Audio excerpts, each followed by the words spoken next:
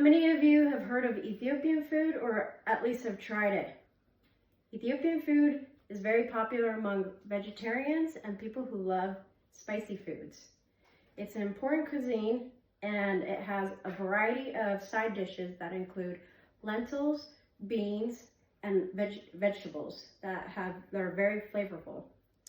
Taste Atlas ranks Ethiopian food as top 50 in the world. Lucky for you, you don't need an airplane to try Ethiopian food.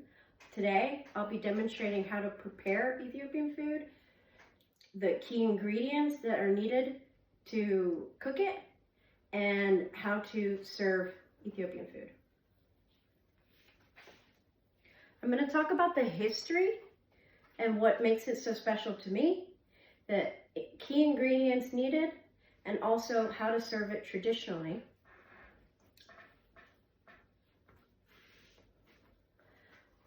Tips is the name of the Ethiopian cuisine, and it's a simple dish in our country and is very important to our culture. It's not a vegetarian, it has beef in it, but it is one of my favorites and it's very popular. It's very simple to make as long as you have the key ingredients.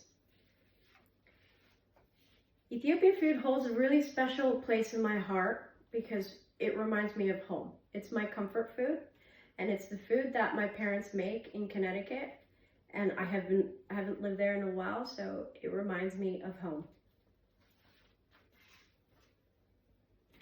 The authentic ingredients needed to make Ethiopian food is berbere, which is a red spice. It's directly sourced from Ethiopia. The other ingredient is tesme, which is seasoned butter, which is also directly sourced from Ethiopia. And the other ingredient is injera, which is basically the bread. The rest of the ingredients that you'll need to cook Ethiopian food is 1 tomato, 1 onion, and a pound of thinly sliced beef. And first, what you'll do is you'll use the tesme and you'll put it on a sauce for medium heat, and you'll grill the onions, and then you'll want to add your tomatoes and your beef, and you'll want to simmer it for about five minutes until the beef is tender, and then you can add your berbere. Now that you know the ingredients, it's really important that you know how to prepare it and serve it traditionally, which is part of the culture. The injera is the base of the food. You'll need a large serving platter because Ethiopian food is made to eat with your friends and family as a group. And so everybody usually eats with one dish and will dine in one table.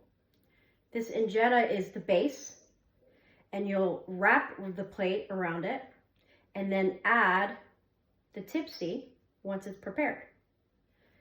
And the great thing about injera is there are protocols of how to eat it. Typically, you need your right hand to eat it. And if you're left-handed, usually they'll teach you how to eat it with your right hand. And this is to kind of keep the pace and the flow of the food. And another thing is, usually you'll have individual portions. So there'll be equal vegetarian sides or equal cottage cheese sides or beef, so that people are not hovering over to the other side to eat. And part of Ethiopian culture is a sign of affection. A lot of people will feed you. This happens in a lot of cultural events like baptism or weddings. It's a gesture of love, and it's very typical for them to create a handful, and usually they'll take the injera and wrap it around and take a portion of the beef in the stew and then feed you. And now that you know how to cook and prepare and serve Ethiopian food, I hope you've learned why it's important to me and how simple it is to make if you have all the ingredients. And I hope that this demonstration helped you learn a little bit more about Ethiopian culture. And if this is something that interests you, there are a lot of Ethiopian markets in Anaheim and LA. It might be a trek, but it's definitely worth the drive. Thank you.